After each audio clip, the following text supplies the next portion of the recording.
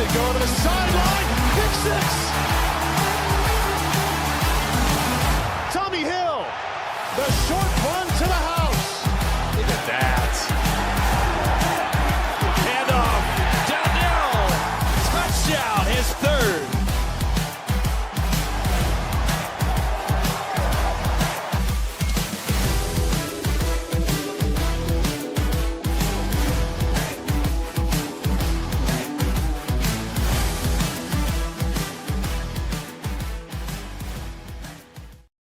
How are we doing? It's Cornhusker Connection. We're back. Fall camp is back. College football pretty much back. How are we doing, Tyler Sprinkle? Good. NFL football's back this week. Last week was the last week without football till February, right? So feeling great, man. Now, do you really count that? I do. Yeah. Okay. Not because I'm super pumped to watch it, but it's been so long. It just feels good. So I'll definitely watch probably the first half of it at least. I guess that's true. It is something. It just doesn't, like, preseason doesn't hit the same as like week 0 to me. Yeah. It's the same thing with Hard Knocks, right? Like, I'll watch the first 3 or 4 weeks of it and be super pumped about it. And then after that, I'm just like, I couldn't care to watch anymore usually. Yeah. But once I get the gist of it. Who is Hard Knocks this year? Getting closer, like, to actual football. Yeah, that's when I stopped watching it. It's the Bills. I think Brooke told me it's the Bills. That's pretty cool.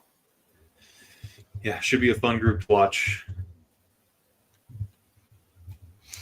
Should be a good one. Yeah, I guess that's weird. I guess I'm not used to there. Is it the Bills? I thought you couldn't do playoff teams. I don't know. So that was one of the exceptions. I'm pretty sure Brooke told me it was the Bills. Although I guess, I don't know, they do 10 different Hard Knocks this year. It's kind of every team for itself. Well, plus everybody's turning it down now. So they're probably just like, well, take what we can get. It's a playoff team. Yeah. It's a playoff team. Yeah, the Buffalo Bills, okay. Well, I mean, that kind of rocks. I feel like part of the drama with Hard Knocks that they're usually like shitty teams and everybody's always on edge. Yeah. So I guess it's going to be nice to see what a well-oiled machine looks like. Absolutely. All right. Are they still doing the North Carolina one or no? I think so. That would be pretty cool. I'm fascinated with Bill Belichick at UNC. And, Jordan, whatever faces, Jordan. Mm-hmm. But all this is leading up to football season. Fantasy draft this week. You excited to get your big board built out? Fuck you. That was it was like pulling teeth with you. I will admit, I was unprepared. You did spring that on me. That's on me. I should have been ahead of it. That's on me. But we had this psychopath who was like, we should just draft now. Just drop it in the chat. Draft in dormant for 2 months. Yeah. Let's just draft now. That threw me off. I was wanting to draft on Saturday. I knew it wasn't like feasible. So I wanted to just keep saying I want to draft now. So that way we'd find a concrete time that we're drafting and nobody would give me that answer. Well, then we nailed it. Yes. So eventually, after hours and hours of begging you to just make a decision, finally came to it. I don't think it's out of pocket for me to throw out a poll. Be like, hey, here are 3 dates, 3 times. No, but it was just What's so your many favorite? polls. It was so many polls. It did end up being a lot of polls. It did. So then I started creating my own. Well, and thankfully Grace jumped in and said, I'm going to handle this. Shout out Grace. We might still be looking. Shout out Grace. No, because shout out Grace. She nailed it. But by the way, we would have come to the same conclusion if we had just let the polls run its course. But it is what it is. I did feel like this is probably what it would be like if Gerber from Tires was running a fantasy football league. Mm-hmm. And because I could feel you just enjoying frazzling me. Yes. And I'm like, it's working. I'm frazzled. I gotta keep composure as a leader, as the commissioner of this great league. But yeah, I was frazzled. You got me. And it was on the heels of your fantastic trade to me. Justin Fields for a 2026 4th-round pick. Love that. Yeah, the trust tree. This is just you and me. The more I sleep on it, the more I wish I would have handled that a little bit differently. I'm not bummed with getting Justin Fields off the roster, but yeah, especially now that I'm doing my draft prep and I'm seeing what kind of guys are actually available in the 4th round. I'm like, oh boy, who knows? That's find a gym. Maybe, and unfortunately, that's the saving grace that we won't know for 2 years from now. Use it as trade fodder. Now you got 2 4th-rounders that you can use. That's kind of what I was thinking, because in the back of my mind, I really want to. I probably shouldn't be dishing out all my secrets. I really would like to build up for like the 2028 class when Ryan Williams, Jeremiah Smith, that class. Yeah, and just load up on ammo for that. But it's in the pocket. Mm-hmm. It's in the pocket, so we'll see how it goes. I'm excited. It's so hard to prepare for this league because everybody's it's a bunch of psychos. Like it's so impossible to predict what you guys are gonna do. Yeah, dude. Who knows? Who knows? Who knows? But Huskers are back. They reported to fall camp today. So I guess I'll just set the stage here. Is there anything in particular over the next couple of weeks with fall camp that you're looking out for, and anything that you got your eyes on? Yeah, make sure the guys don't die in the corn sweat heat. 2 of the hottest days of the year right now. Yesterday, I think I saw it was like 125 feels like temperature outside yesterday. Probably not that bad today, but it was pretty high. So definitely that, making sure the boys are hydrated. They better have the piss color chart, making sure we're on the right piss color. I loved to see the news on Carter Nelson today. Dude, put on a bunch of weight. Love that. I think he has a real chance to really show or have an opportunity this year at tight end. So I'm excited to see that. Excited to see how the wide receiver room shakes out. Because that's one of the few spots on this team that is kind of an unknown, like who's going to be starting, who's going to be playing a lot. So excited to see that, because it seems all but for sure, like our running backs are pretty much set in. Obviously, Dylan's starting. Our secondary pretty locked in.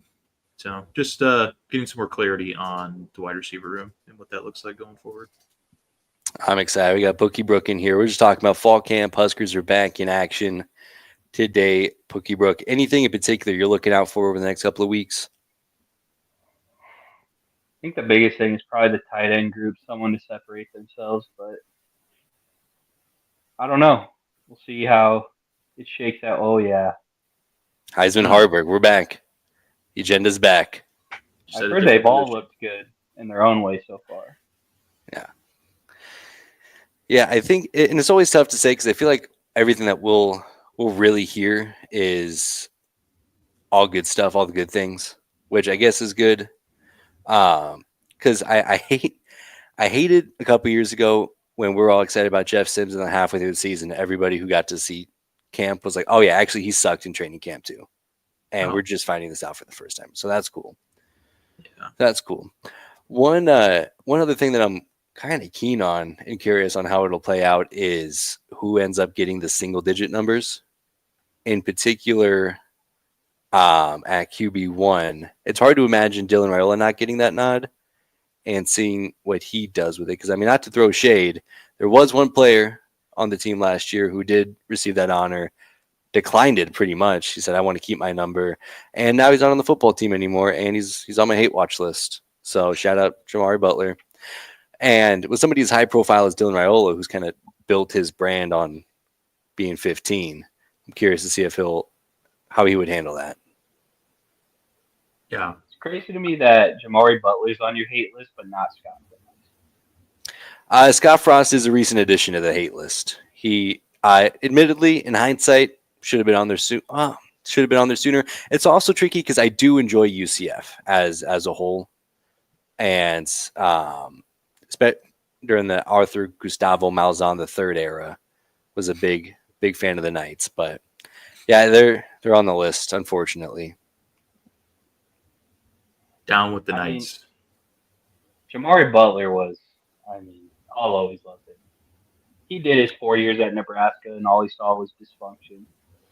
Yeah, he's far down. I mean, even among the guys who transferred out of Nebraska, he's still pretty far down. But for the agenda, for the Hater Brandon agenda, declined the single digit number, the honor bestowed upon him by his teammates. You can't show any kind of bias with your hate, dude. Just you gotta be fair and equal across the board. That's it. That's exactly right. Speaking of that, yeah, we haven't gotten on the show since Scott Frost, his whole meltdown. So obviously he had his comments at Big 12 Media Days, said, don't take the wrong job when asked about what was different at UCF or what he's learned from his recent experience. Husker Twitter's analyzed this to bits. Anything additional to add on to that? I'm over it. Yeah. I mean, you're gonna see a guy fail miserably this year at UCF, so the Big 12 will take care of him, and yeah, we'll see how long the leash is at UCF where he's not, beloved, and I don't know. We'll see. He's just not going to do very good. Yeah. I mean, it kind of sucks hearing. Obviously, in all seriousness, it sucks to hear about Dion. But if he maybe just waits a little bit longer, maybe he ends up at Colorado instead. Wouldn't that be full? Just to really shut the knife circle into Nebraska. I would. Suck there too. He would suck there. I think that's a much harder job to win at historically, and not a better job by any stretch of the imagination. So I would respect the dedication to being a piece of shit, being like going full turncoat. There would be a part of me that would respect that a little bit. It is interesting that he criticized the job which somebody's been doing for 100 years or so. And objectively and by a mile, he's been the worst person to do that job.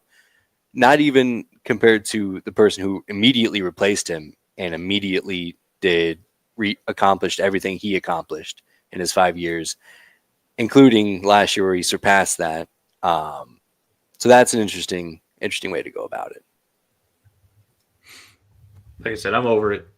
I'm excited to talk about the Huskers and not somebody that used to be a Husker. So I'm ready to move on.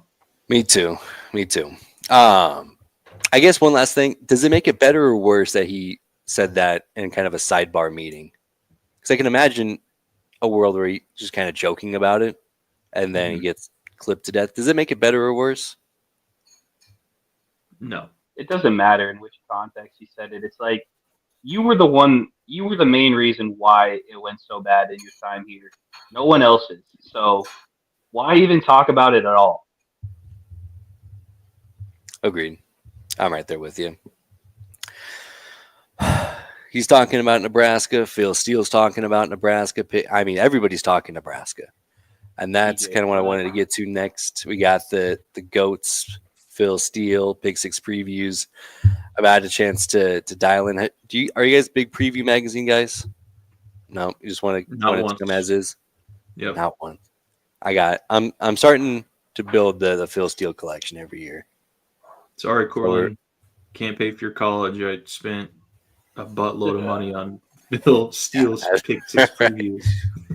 Exactly. I look at the main one I look at every year is collegefootballnews.com. They do some good stuff.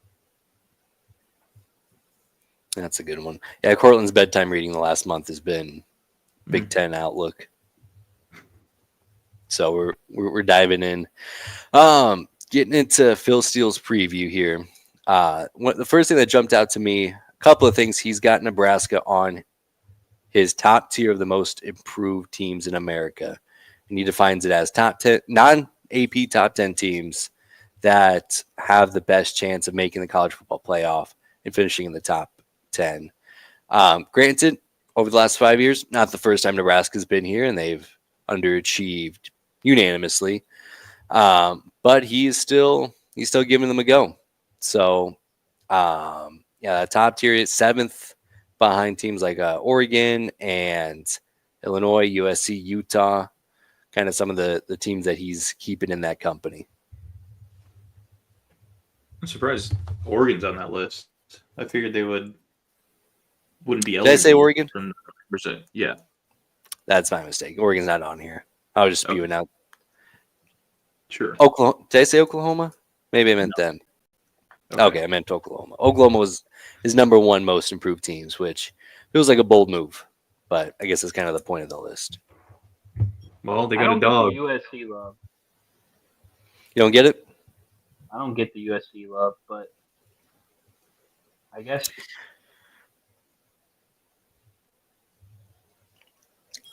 I mean, I got to imagine it's kind of in that same vein where it's like eventually they're going to get it right. Eventually they're going to pop off. they're Eventually. a lot like us, right? I mean, people got to see it to believe it, right? That's kind of what I was thinking. But speaking of Nebraska, USC, and this, I love a lot of Phil Steele. This kind of feels like a cop out in the Big 12 outlook, or the Big 10 outlook, excuse me.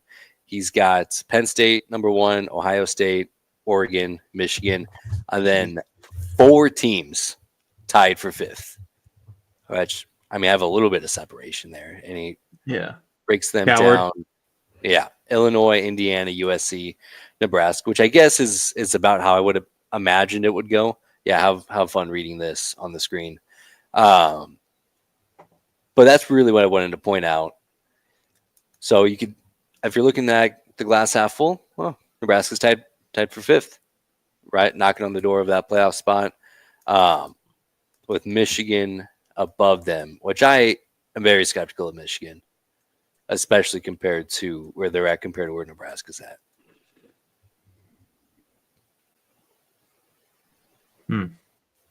That sounds about right to you guys? I mean, sure. I suppose. Do we care about the preseason player rankings and stuff? So Phil Steele's in particular is a little bit harsher on Nebraska as far as individual players. Like, for example, can you guys guess what Nebraska's highest ranked individual unit would be? Like position groups, quarterbacks, running backs, offensive line, special teams, yada, yada, yada. It's the D line. Brooke, do you have any guesses? Those are 2 very good guesses. He has quarterbacks as the 21st ranked unit in the country. And then, which seems fairly generous, but every other one is between 35 and 50. So not giving a whole lot of love to the incoming transfers on the offensive line or the newly developed folks on the defensive line or the new wide receiver room that was rebuilt. And specifically, I bring this up because I feel like this is the part where I don't agree with him, because he also has the special teams ranked dead last in America, which I feel like is pretty easy to decipher. It's not going to be the worst unit in America. It can't be this year.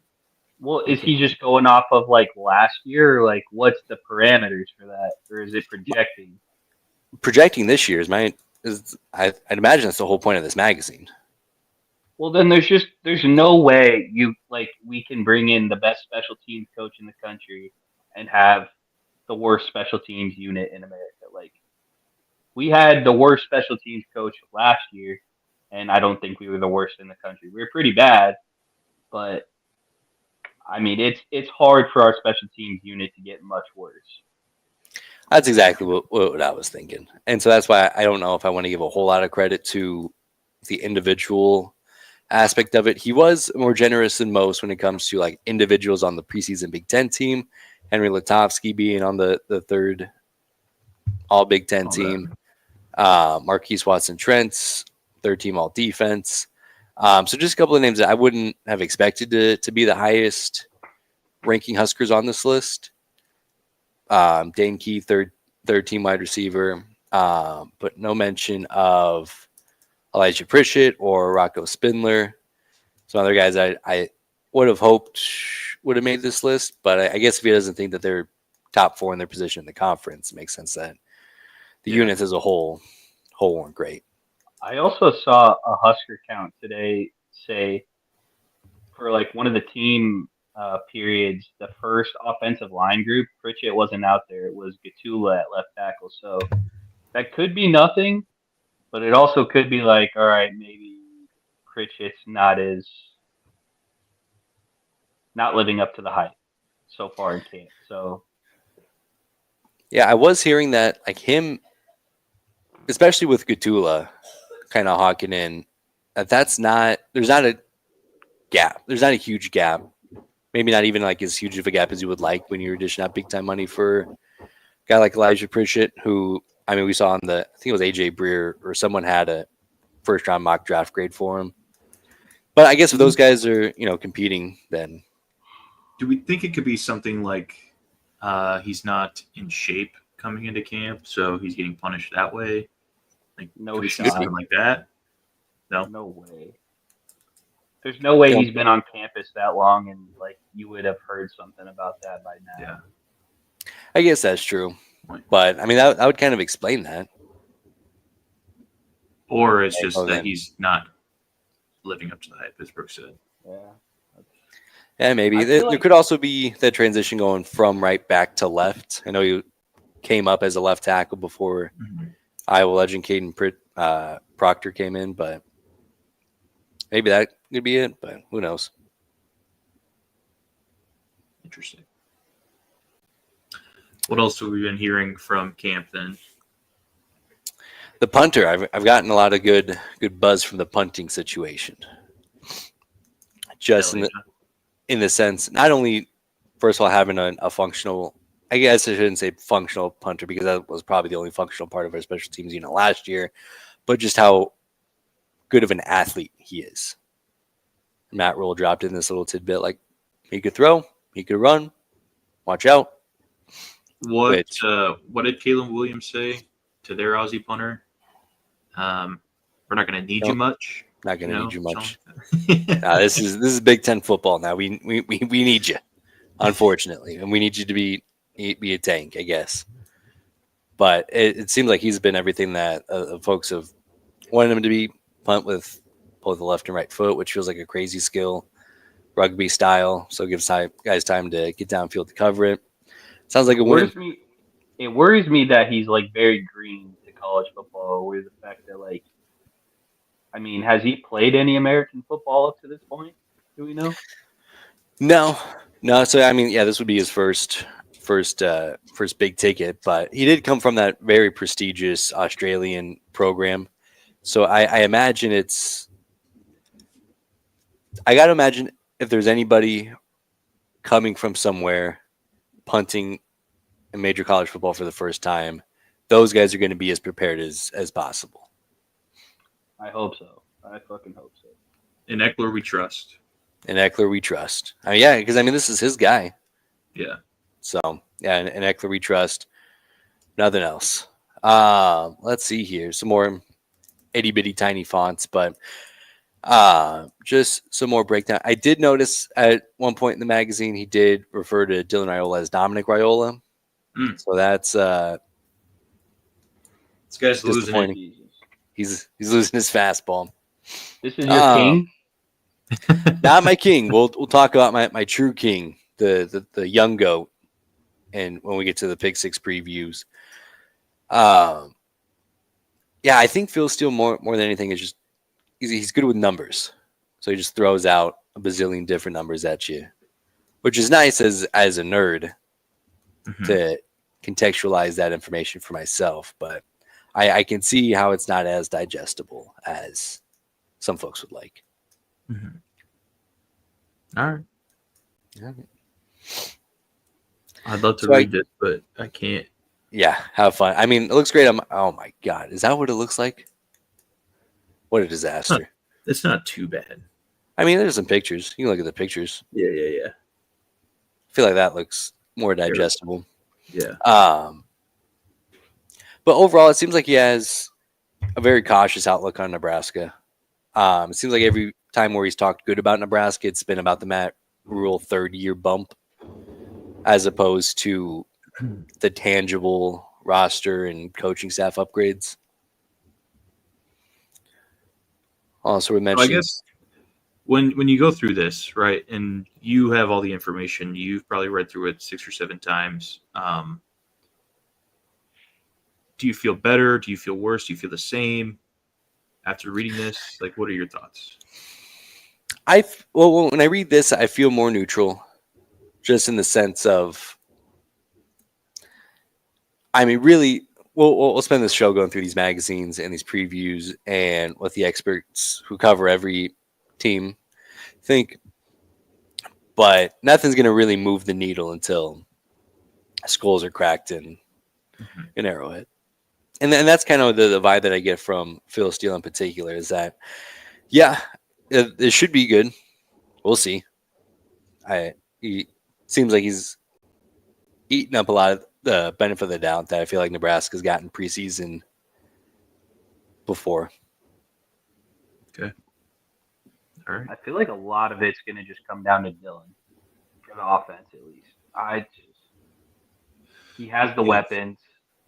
Can the O-line hold up, I guess, is a little bit of a question mark, but we brought in 2 really good guys, and we have older guys on the roster that have played a lot of snaps, so it shouldn't be an issue, but what kind of jump does Dylan take from his freshman to sophomore year for me? Is he a Heisman candidate, or is he just a little bit better than last year? Is ultimately going to be the deciding factor. He did list Dylan as a dark, or I guess he listed Dominic Raiola as a dark horse Heisman candidate, which would be crazy as a middle-aged former NFL center. But I feel like that's just kind of coming with the prestige he had coming in. Speaking of Dylan, there was one other thing that came up during our hiatus. The Athletic came out and ranked all the quarterbacks, tiered them up. And Dylan came in 40th, which feels crazy. I mean, I get, maybe the numbers last year weren't good enough to give him that 5-star benefit of the doubt that maybe we gave him coming in. But 40th seems harsh, especially when guys like DJ Lagway was top 5, and that's all projection. Well, that's what's so crazy to me is that I think Dylan and DJ Lagway are kind of on the same level in my mind. Dylan definitely has an easier schedule this year by far, but for some reason, DJ Lagway is getting all kinds of crazy love. And I don't know if you can pull up both of their numbers where Lagway's much better last year than Dylan's. No, they were oddly similar. That's what I'm saying. So I don't understand why DJ Lagway is viewed as like this top 5 quarterback in the country, and Dylan is the 40th. Like, that is amazing to me. Is it just because Dylan's at Nebraska and DJ Lagway's at Florida and they're sucking off the SEC? If I'm gonna give some benefit to them, I would imagine it has more to do with DJ Lagway's better games came later on in the season, where Dylan's came off better. Well, it kind of turned into a roller coaster because he started off really good, and then coming out of that Illinois game, hit that freshman wall. But then I think if you watch those last 2 games and how he operated with the offensive coordinator that he has this year, I feel like he got that spark back. I feel like you saw that potential pop off the screen, but I guess the folks at Athletic kind of wrote him off at that point already. My whole thing is when you look at Dylan's bad games, like Illinois, you could argue Iowa somewhat, or what was it, Ohio State. Like, those are not slouches. Like, he didn't just come out and throw up clunkers against not good teams. Yeah. So he played well against Ohio State. And I don't think that he ever had a game where oh boy, we lost that game because Dylan he stunk. He missed some throws that you'd like to have back. But the UCLA is that god awful defensive coordinator we had. Jesus Christ. They had he didn't have the ball in the first quarter. He had one drive through 2 screens that didn't go anywhere. And then UCLA ate up the rest of the first quarter. And that's the other thing is, like, people don't understand. Like, I I think taking into account the season for the 8 games of the year. So with Dana Holgerson like calling plays for him, like an offensive guru, we don't think that's going to make him a ton better either. Yeah. I don't know. So I kind of selfishly, I like that Dylan's not getting talked about because there's not a lot of expectation on his shoulders this year. But there's no way you can tell me head and shoulders DJ Lagway is the 5th best quarterback in the country and Dylan is the 40th. Like, there's just no way. Yeah, 35 spots better than Dylan. Yeah. No shot. And that's my measuring stick, because I do think it would be crazy if he came into the season as a national publication and say Dylan Raiola is a top 10 quarterback. But yeah, but DJ Lagway is the same thing. I mean, we got his stats here: 60% completion percentage, 12 touchdowns, 9 interceptions. Now, he was also hurt for a good chunk for a couple of games, so he didn't get that full 12-game stretch. But then Dylan's stats are the same. Like, there's nothing that you could discern from one or the other. 67% completion percentage, 13 touchdowns, 11 interceptions. I mean, those numbers are probably where Lagway gets to if he's healthy all year. But I mean, I don't see it. Is it because, I don't get it. One step above playing quarterback. Number of, that's crazy. I don't see that. I mean, these are the guys. It's like whoever made this list, they're also shouldn't do that. So I saw Drew Aller at 6 behind Lagway too. So some people are talking about. I mean, he's probably going to be the number 1 pick in the draft, and this publication has him behind DJ Lagway at Florida, who's probably going to win 6 or 7 games this year. Well, this is also from the good eye. so we can't really give a whole lot of credit to this. And same thing. I mean, Lenore Sellers had his pops, but I think Lenore Sellers is going to be great. Do I think he's the 3rd best quarterback in the country? I think maybe he should be 6 or 7, and Aller should be in the top 3. That's exactly what I would have thought. Because I feel like you go anywhere else, there's a mixture of Klubnik, Nussmeier, and Aller going 1, 2, 3 in various orders. John Mateer being 4. What the fuck are we doing? I mean, that I think is the best example of the SEC bump. I mean, in what world does he get? Even if he goes to Nebraska, like Louisville, I don't know. Yeah, I don't know if he cracks the top 25. Like we saw it with Miller Moss. Like Miller Moss is a solid quarterback, and if he is at an SEC school right now, he's probably a top 15, top 10 quarterback on this list. Like this is just nuts. And Carson Beck, give me a fucking break. Good Lord. Sid the Sloth is awful. Yeah, I'm fascinated to see what happens with Carson Beck. Not in an optimistic way, like, I think he's gonna bounce back in Miami. Just like, is it really gonna be as big of a train wreck as it's shaping up to be? All right. Yeah. Thorsby. I don't know if you guys caught that. Yeah, we'll see him soon. As a Big 12 aficionado, I am pretty high on Brendan Thorsby. Not very high on Scott Satterfield out there, but we'll see how it goes. Oh, we're gonna have a Satterfield matchup. That's right. That's right. Yeah, now that I'm going through this again, the SEC bias is pretty heavy. Nuts. Jackson Arnold's going to be awful. What a beast. I can't. That one's a fun one. I'm excited for that. But yeah, some Dylan Raiola. And I do concur that I think that's going to be I appreciate a year where I don't have to defend Dylan Raiola in the Twitter comments because he's not getting pushed up on this pedestal that maybe is premature. So So it is nice for him, and I think Nebraska as a whole just to be a little bit under the radar this year. I think that's a good place to be. Shock the world, baby. Shock the world. Big time underdogs. Let's go. Now jumping into the young goat Pick Six previews. Personally, my favorite of the bunch. Also because he does a digital version, which still kind of looks like shit on here, but is better. First things I kind of wanted to go over just overall. Still considers Nebraska blue blood, which I this and when people try to dismantle the sellout streak is like, all right, I know Nebraska hasn't been good in 15 years, but come on now. Come on now.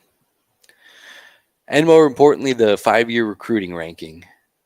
And I'm curious how this is going to ebb and flow over the next 5 years or so with transfer portal, and how that affects it. But Nebraska currently sitting at 22nd and 5-year average. We'll see that they, among the best in college football, have underachieved in every aspect when it comes to talents. But this is something that is important because you're not going to find a national championship contender that's any lower than 22nd at least. Even teams like Penn State, which I feel like is the model that Nebraska needs, the bar that they need to get to, they're sitting at just 14th.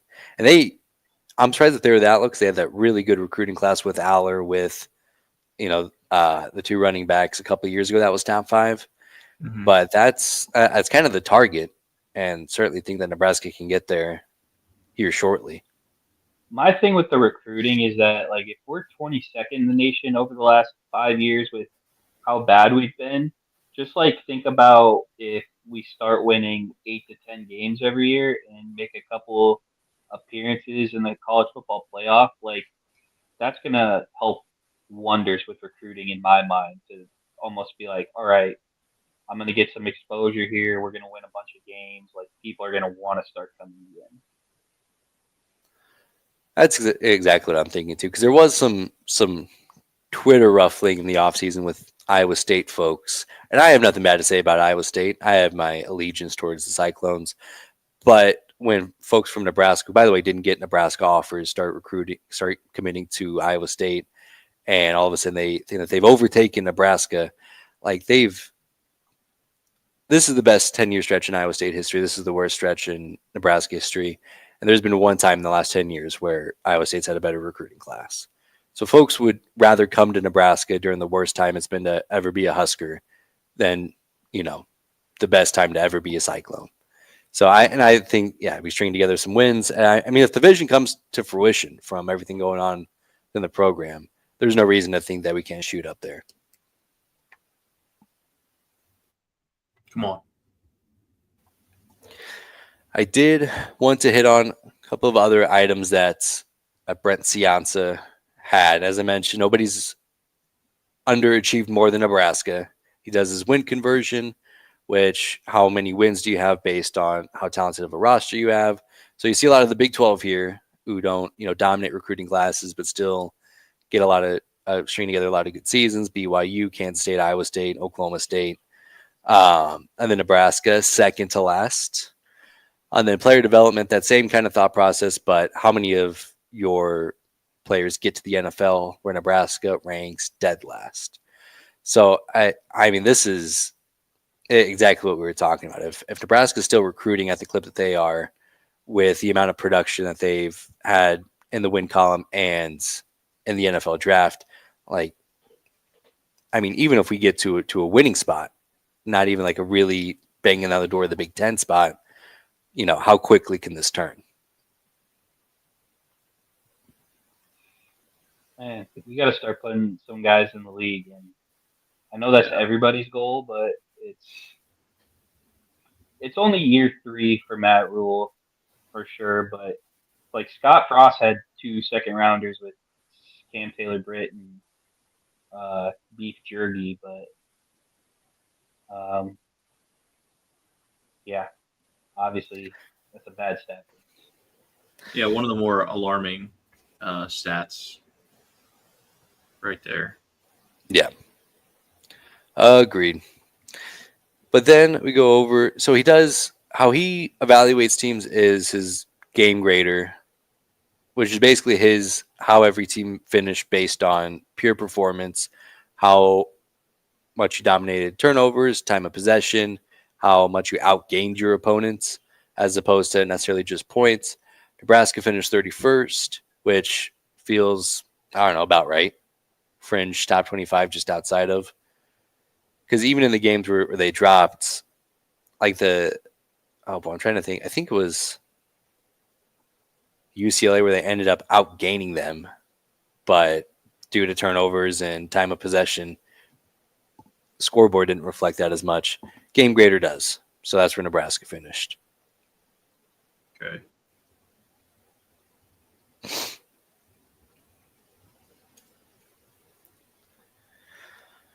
And I also kind of wanted to hit on just overall college football outlook here. Hell yeah.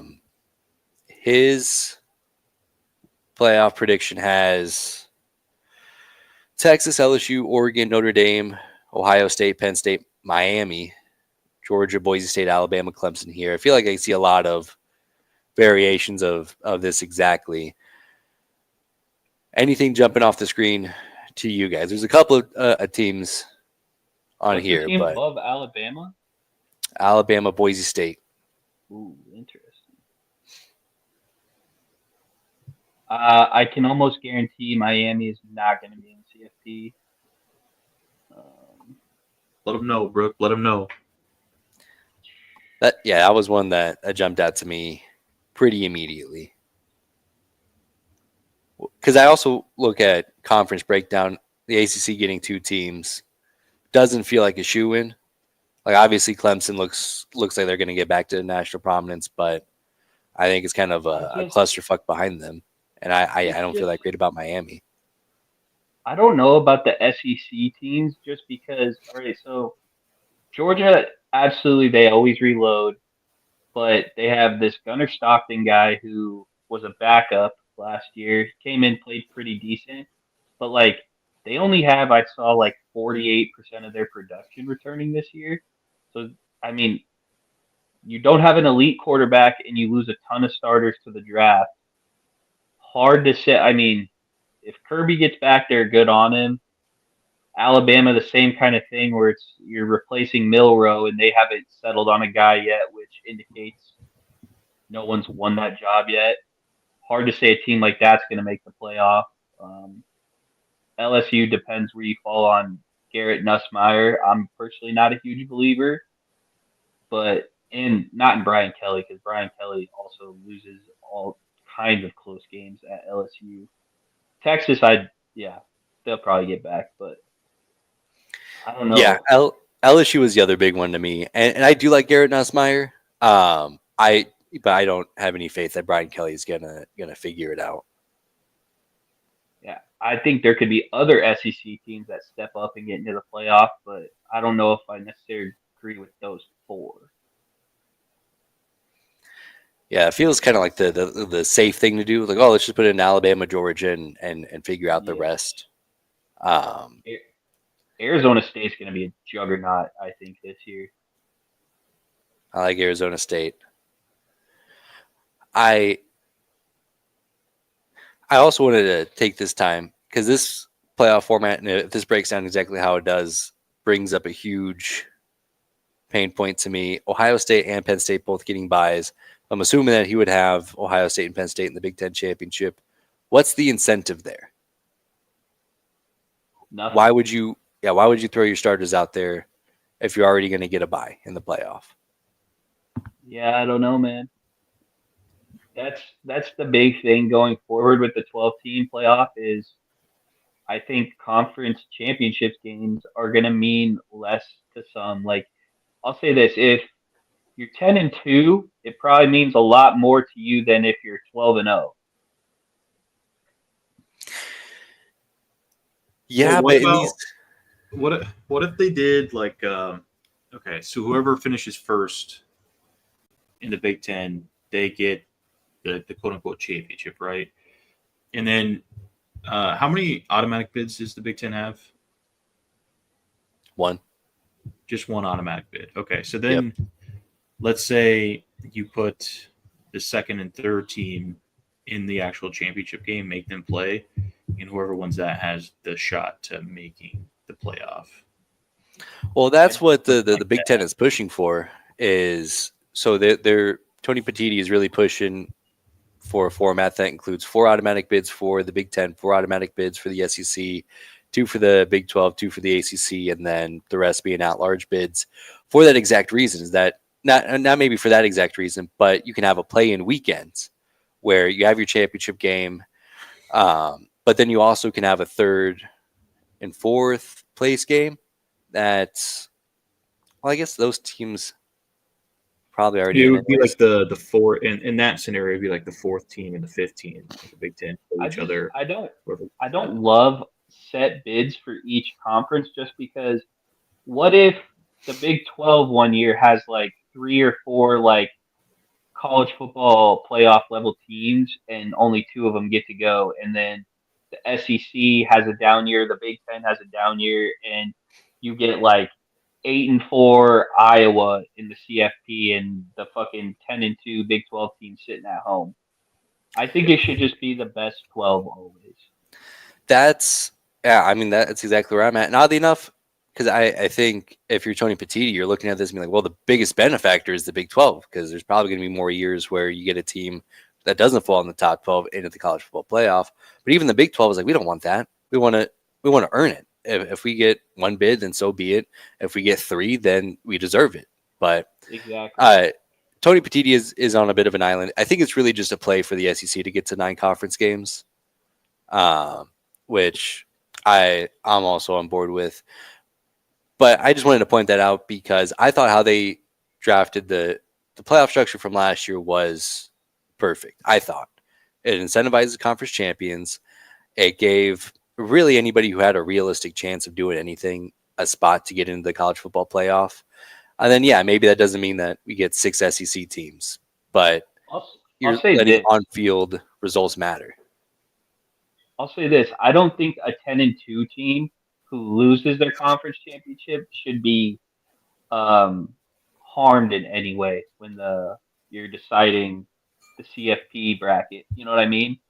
Mm-hmm. I feel like, so in this instance, let's say LSU's 10-2 and they play 12-0 Texas in the SEC championship and Texas wins.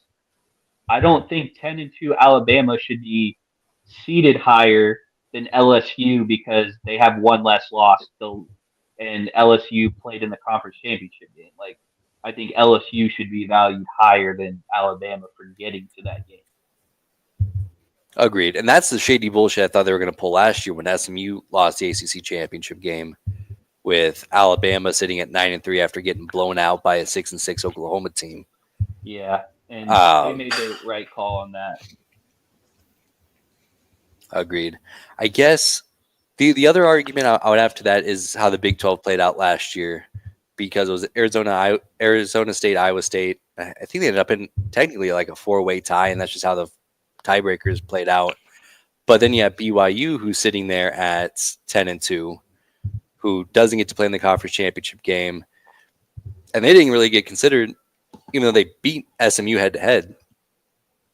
But SMU had that 11-1 record, or I guess 11-2 record, 10-2, 11-2, 11-2, I think. Yeah. So then that kind of goes into, are you going to penalize SMU for losing the ACC championship game for BYU's sake? So I don't know.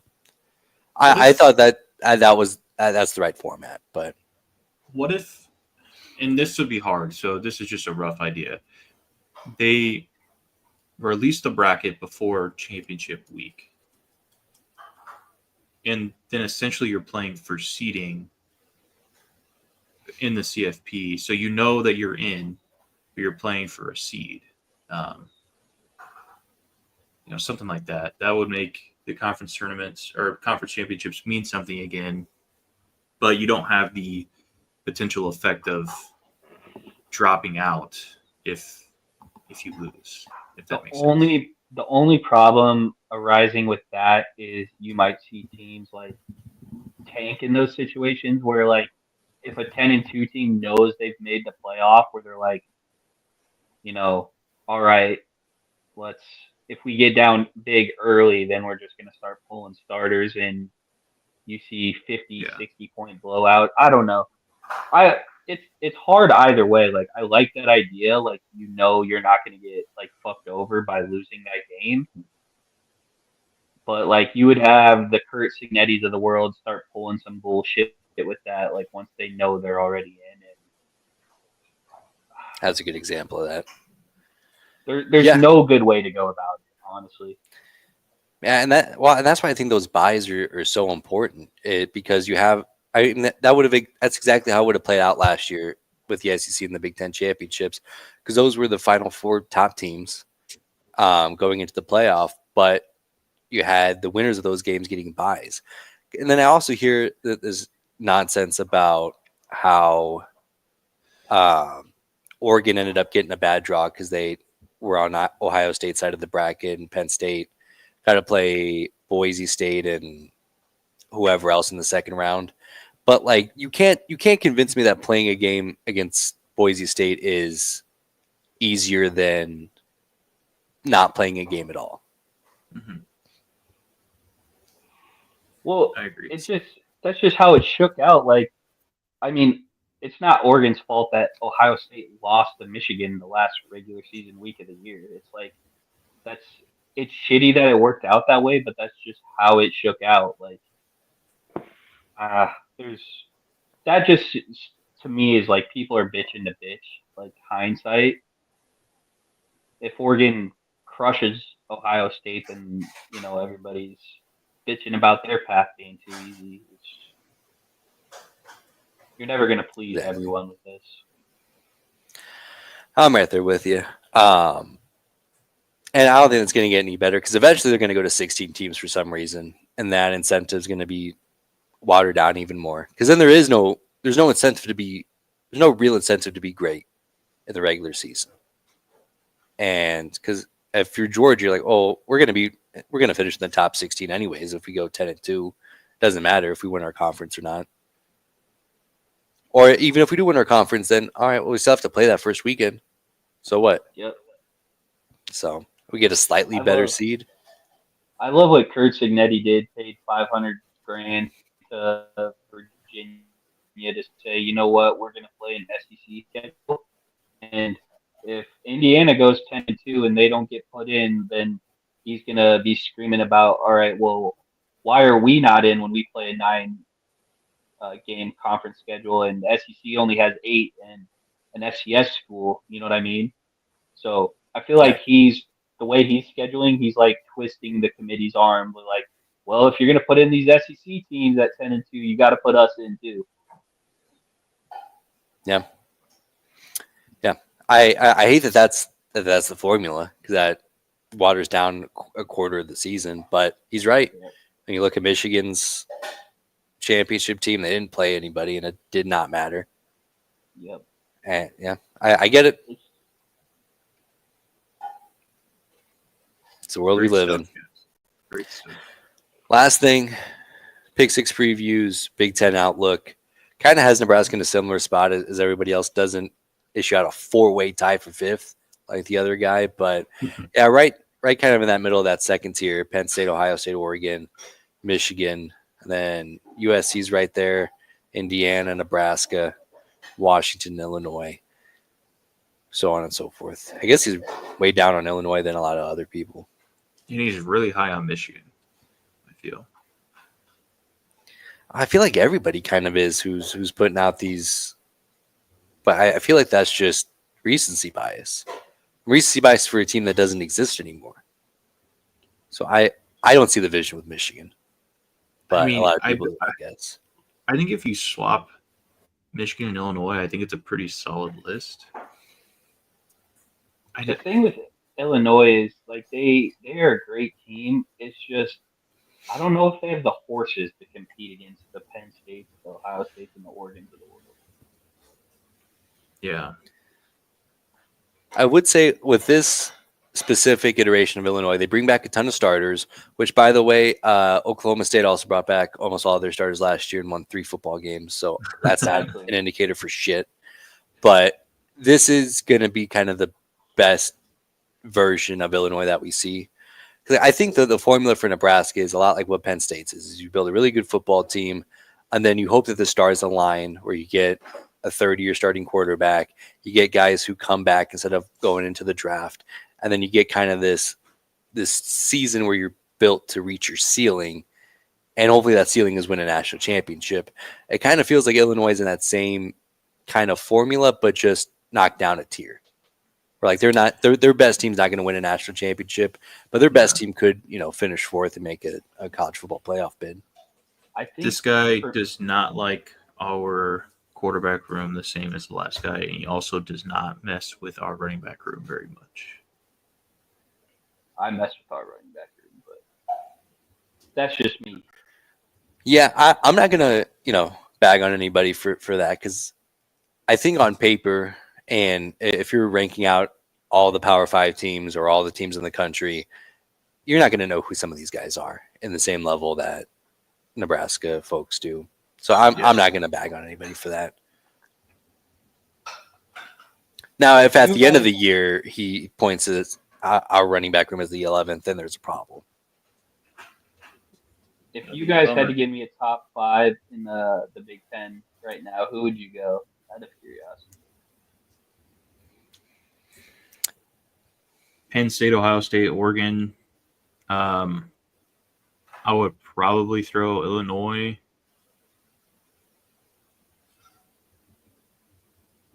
And it's either USC or Indiana. I don't know if it's a recency bias, but I'm kind of leaning more toward Indiana. I know a lot of people like that quarterback that they got. So I guess Indiana would be there for me. So Penn State, Ohio State, Oregon, Illinois, Indiana. Yeah, I mean it does get really, really murky once you get past those. I guess the top 4, a lot of people think, but Penn State, Ohio State, Oregon are in kind of their own tier. And then, I would probably put Illinois and Nebraska, I guess. But I don't feel like the gap, maybe USC instead of Nebraska. If I'm trying I'm not willing to to put through my Nebraska Scarlet. up there yet. They got to show me something before I start talking silly like that. I think it's crazy to have Washington, Illinois side, but I don't know much about Washington's defense, but their offense is going to be really explosive this year. And I think that's why I don't love Illinois is that like they grind the ball on offense. It's like they lack that scoring power where they can go put up 50 on someone, which I think you need to be able to do in today's college football. Yeah, because Illinois, for a top 5 team, has 3 players in 4 players in the top 3 all Big Ten teams. 3 of those being on defense. Nobody on the first team. So I mean, I'm right there with you as far as do they have the high end talent to make a run? Who knows? I don't know if I buy it, but I'm ready to see some fucking ball, man. Me too, man. I'm ready to see how it shakes out. We also talked about fantasy football a little bit. Brooke, who are you taking with your first pick on Sunday?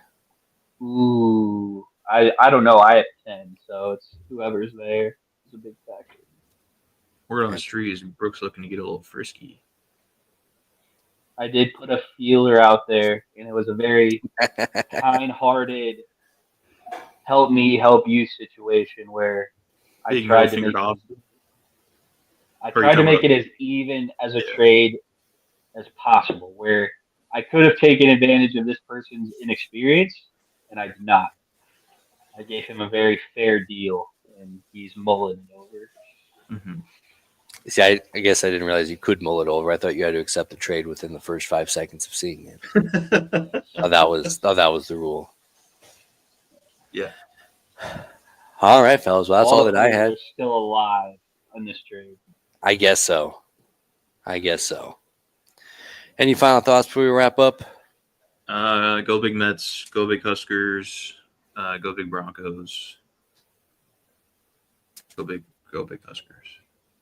Go Big Bo Nix. No.